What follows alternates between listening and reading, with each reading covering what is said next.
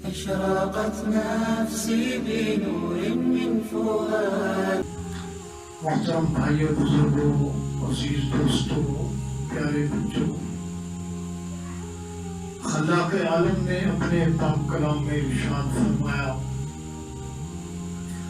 وَاذْكُرْ رَبَّكَ كَثِيرًا، اور اپنے رب کو بہت زیادہ یاد کر،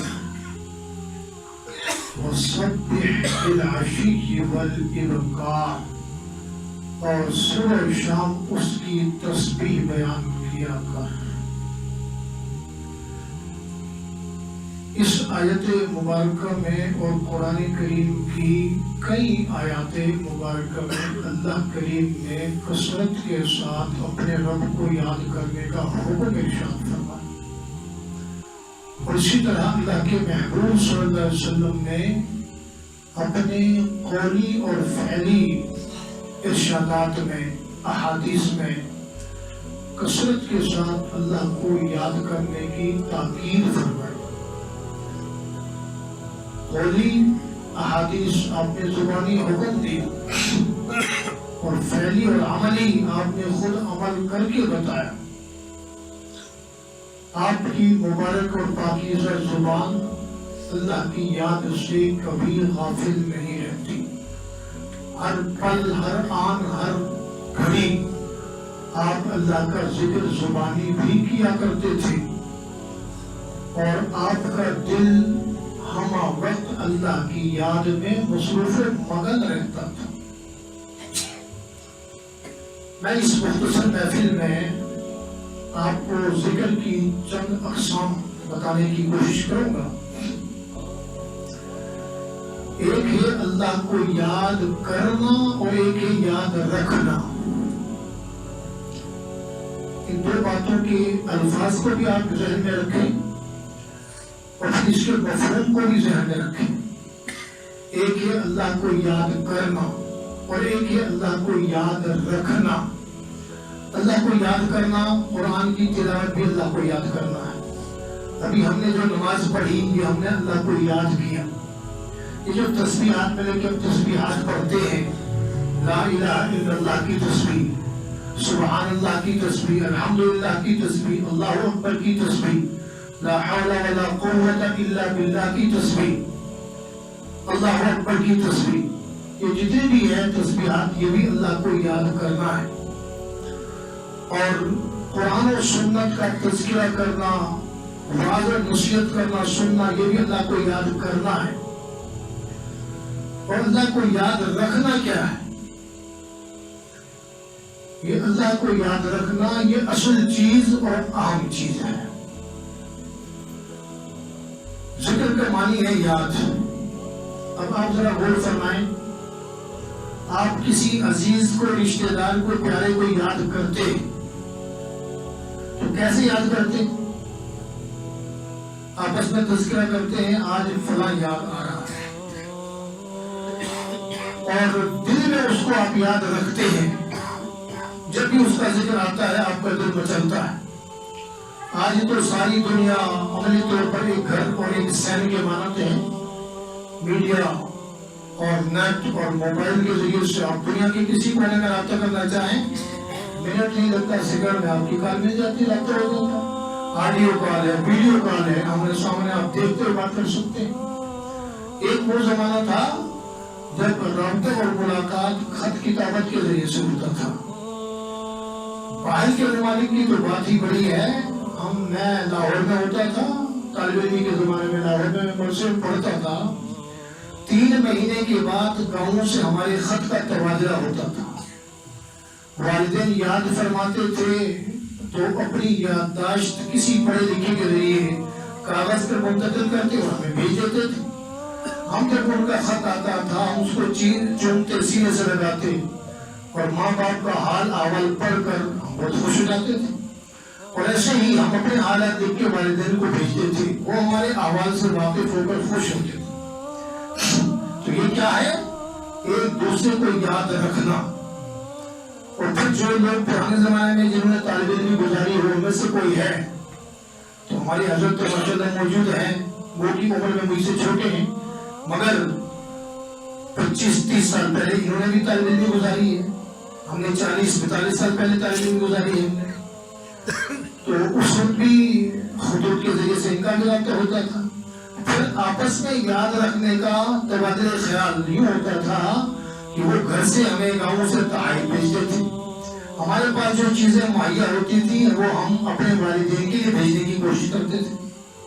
یہاں تک کہ ہم باوجود طالب علم ہونے کے ٹکا روپیہ بچا کر جب سال کے بعد گھر جاتے تھے، گاؤں جاتے تھے، والدین کے لیے کچھ نہ کچھ تحفہ تحائف لے کر جاتے تھے. ایک میں سمجھنے سمجھانے کی ایک عام فہم بات کی. اب ہے باہر کے ملک میں کوئی ہو تو اس کی یاد آئے، والدین اکلوتا بیٹا ہے یا بیٹے تو اور بھی ایک بیٹا والے ہیں. مثال کے طور پر میں اپنی بات عرض کرتا ہوں. میرے ایک تائزاد بھائی جو اب سے تقریباً 12-13 سال پہلے دنیا سے رخصت ہو چکے ہیں، اللہ کے یہاں پہنچ چکے ہیں. وہ سعودیہ میں ہوتے تھے، ہم بچے تھے گاؤں میں ہوتے تھے. اب ہمارے علاقے کے اعتبار سے یہاں پنڈی لاہور میں ہونا بہت بڑی بات تھی، سعودیہ میں ہونا کتنی بڑی بات تھی. وہاں سے کہیں 5-6 مہینے میں خط آتا تھا. اور اس اسنا میں ہمارے ابتدائی بچپن میں ہمارے تایا جان جو ہیں وہ ہمارے تایا جان بھائی کو یاد کرتے تھے، ان کے لیے دعائیں اس طرح کرتے تھے کہ اللہ میرا کھایا پیا میرے شہزادے کے پیٹ میں چلا جائے. ایک محبت تھی نا، ایک عقیدت تھی. وہ کہتے تھے میرا بیٹا پتہ نہیں کس سال میں ہوگا، حالانکہ ان کو نہیں پتا تھا یہ قسم پرسی کی زندگی گزار رہے تھے. وہ تو مزے میں اور عیاشیوں میں تھا. انجینئر تھا، وہ ہائیڈرولک میکینیکل انجینئر تھا. تو وہ تو والدین کو گھر والوں کو بھی چیزیں بھیجتا تھا. تو جب یاد آتی تھی فوراً کسی پڑھے لکھے کے پاس جاتے تھے، خط لکھواتے تھے. اسی طرح جس کے ساتھ تعلق ہوتا ہے، محبت ہوتی ہے، واسطہ ہوتا ہے، وہ یاد رہتا ہے. پھر اس کی یاد کا تبادلہ خیال ہوتا ہے، جیسے خط کے ذریعے سے، چیزوں کے ذریعے سے. اب ایسے ہی جس طرح ہم اپنے پیاروں کو یاد رکھتے ہیں، چونکہ والدین اولاد کو کیوں یاد رکھتے ہیں؟ وہ ان کے دنیا میں آنے کا باعث اور سبب بنے ہیں. اور اولاد والدین کو کیوں یاد رکھتے ہیں؟ کہ وہ ان کے دنیا میں لانے کا باعث اور سبب بنتے ہیں. انہوں نے انہیں پالا پوسا جوان کیا ہے. آپس میں ایک دوسرے کی امنگیں ایک دوسرے سے وابستہ ہیں. اب اس اعتبار سے دیکھیں، اللہ سے زیادہ پیارا کوئی نہیں، اللہ سے زیادہ محبوب کوئی نہیں، اللہ سے زیادہ بندوں کا محسن کوئی نہیں. یہ تو آپ نے بارہا سنا ہوگا، آپ نے سے اکثر نے پڑھا ہوگا کہ اللہ کو ایک انتہائی محبت کرنے والی ماں کی ممتا ضرب المثل ہے نا. باپ کی بدتا نہیں ہوتی، ماں کی ممتا ہوتی ہے. اس لیے کہ ماں کو اپنی اولاد سے شدید ترین محبت ہوتی. اور ماں کو اولاد سے شدید ترین محبت کیوں نہ ہو؟ ماں نے بچے کو 9 مہینے میں اپنے پیٹ میں سنبھالے رکھا. اس کے بعد کتنے عرصے تک اس کی گندگیاں، اس کی کثافتیں، نجاستیں صاف کر کے اس کو خوبصورت بنا سنوار کے اس سراپا غلاظت کے دوترے کو چمکا کے وہ گود میں لے کے کہتی ہے واہ کیسا چاند نکلا ہے، میرا چاند سینے سے لگاتی ہے، اس کو چومتی ہے. اس میں ایک بات بتاتا چلوں. ایک بیٹے نے اپنی ماں کو 40 سال کندھوں پہ اٹھا کے حج کروایا. اور ایسا کر سکتا ہے؟ اور جب 40 اس نے حج کروایا تو اس کے دل میں یہ گمان گزرا، ہو سکتا ہے میں نے ماں کا حق ادا کیا ہو. غیب سے آواز آئی ماں کا حق ادا کرنا تو بڑی بات ہے. جب ماں نے تجھے جننے کے بعد دائی نے نہلایا، نہلانے کے بعد ماں کی گود میں ڈالا تو ماں نے جو سینے سے لگا کر چوما تھا اس کا بھی صلہ ابھی ادا نہیں ہوا. اسی لیے اللہ کے محبوب صلی اللہ علیہ وسلم سے پوچھا گیا کہ اللہ رسول کے بعد مجھ پر کس کا حق ہے؟ آپ نے کیا فرمایا؟ تیری ماں کا. پھر پوچھا گیا تیری ماں کا، پھر پوچھا گیا تیری ماں کا. چوتھی مرتبہ پھر صحابہ کرام نے عرض کیا تو آپ نے فرمایا اب تیرے باپ کا. تو باپ سے 3 درجہ آگے ماں کا مقام اور درجہ ہے. اس ماں کو اپنے لختی جگر سے نور نظر سے کتنی محبت ہے. فرمایا تیرے رب کو تجھ سے اس ماں سے 70 گنا زیادہ محبت ہے. اور دوسری روایت کے مطابق حضرت موجود ہے اور کئی ساتھی علماء اگر ہیں تو دوسری روایت کے مطابق اللہ کو اپنے بندوں سے ماں کے مقابلے میں 100 گنا زیادہ محبت ہے. ماں اور باپ پیدا ہونے کا باعث بنے، پیدا تو اس رب نے کیا. ماں اور باپ پالنے پوسنے کا ذریعہ اور باعث بنے ہیں. پالتا پوستا تو سب کو وہ رب ہے. ماں اور باپ تو دینے کا باعث اور ذریعہ بنے ہیں، مگر اصل دینے والا داتا تو بولو وہی ہے.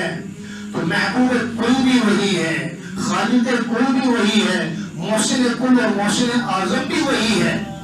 اور فرمایا والذین آمنوا اشد حبا للہ. کہو سبحان اللہ. حضرت نے آپ کو منع تو نہیں کیا سبحان اللہ کہنے پر کوئی جرمانہ ہوگا، تو اچھی بات آپ کی سمجھ میں آ جائے تو کہہ دیا کریں. اللہ نے کیا فرمایا والذین آمنوا اشد حبا للہ. اب ترجمہ بتاؤ پھر کہنا. ایمان والوں کو تو اپنے رب سے اللہ سے شدید ترین محبت ہوتی ہے. ایمان والوں کو اللہ سے شدید ترین محبت ہوتی ہے. اگر کسی کو اللہ سے محبت نہیں ہے تو اپنے ایمان کو ٹٹولنا چاہیے. اللہ سے سب سے زیادہ محبت ہونی چاہیے. تو وہ اللہ جو مجھے اور آپ کو میری ماں سے 70 یا 100 گنا زیادہ محبت کی نظر سے دیکھتا ہے. تو پھر اس میں ایک فرق اور دیکھ لیں. اس عظیم اور پیاری ماں جس کے قدموں کے نیچے میری اور تیری جنت ہے، اس ماں کی ایک مرتبہ نافرمانی کرے تو معاف کر دیتی ہے، 2 مرتبہ نافرمانی کرے معاف کر دیتی ہے. زیادہ ہی شریف اور پرہیزگار نیک ماں ہو 3 مرتبہ بھی معاف کر دے گی، پھر پکڑ لے گی. بیٹا میں تجھے بار بار معاف کرتی ہوں، تجھے حیا نہیں آتی؟ تجھے کوئی خیال نہیں ہے؟ میں نے تجھے اس لیے پال پوس کے جوان کیا تھا. اور پھر اس کے بعد بھی وہ ماں کی نافرمانی کرے تو خدا را ہو کر کے بتاؤ ماں تھپڑ لگاتی نہیں لگاتی؟ اس رب کی ہم صبح شام نافرمانیاں کرتے ہیں، کتنے گناہ کرتے ہیں، کتنے اس کے احکام کو توڑتے ہیں. کیا ماں نے تو کھانا بند کر دیا، کبھی اس رب نے میری تیری خوراک بند کر دی؟ ماں تو گھر سے نکال دیتی ہے، کبھی اس رب نے اپنے گھر سے اپنی زمین سے ہمیں نکال دی؟ اس رب کا کتنا حق بنتا ہے میرے پیارے بھائیوں دوستوں. تو اس رب کو جیسے اپنے رشتے دار کو یاد رکھا، اس رب کو ہر حال میں یاد رکھنا ہے. جب رب کو یاد رکھیں گے تو پھر کیا ہوگا؟ نماز کا فجر کے اندر پر نماز کا وقت آئے گا، سردی کا موسم ہے، ادھر بستر نہیں چھوڑتا. ادھر رب کا حکم ہے، رب کے بلانے والے نے منادی نے اذان دی اللہ اکبر اللہ اکبر. شیطان کہتا آرام کرو، باہر نہ نکلو، ابھی بڑا ٹائم ہے. جب اللہ کا حکم آ گیا اس کی یاد ہے، اللہ یاد رہا تو بستر میں سکون محسوس نہیں ہوگا، کانٹے چبھیں گے. میرے رب کا حکم ہے. نافرمانی کا موقع ہے، نفسانی تقاضوں کا موقع ہے. تو جیسے یوسف علیہ السلام گناہ کے موقع محل میں چاروں طرف سے گھر گئے تھے، پھنس گئے تھے، اب وہاں سے نکلنے کی کون سوچ رہی؟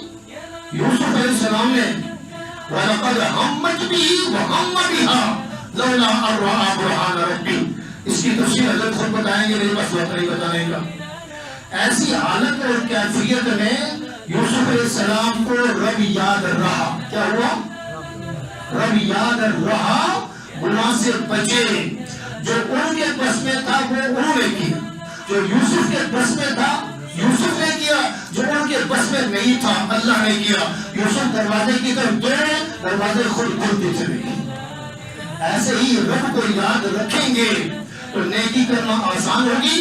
نیکی کے راستے سے رکاوٹیں اللہ ہٹا دے گا، اور اللہ کو یاد رکھیں گے تو گناہوں کے راستے سے رکاوٹیں اللہ ہٹا دے گا اور راستہ آپ کے لیے صاف ہوگا. باقی اس سے کی گفتگو انشاءاللہ آئندہ، کیونکہ یہ ہماری محفل مختصر ہوتی ہے. جو کچھ کہا سنا گیا اللہ کریم اس کو سمجھے، اس پر عمل کرنے کی توفیق عطا فرمائے. اب ترتیب کے مطابق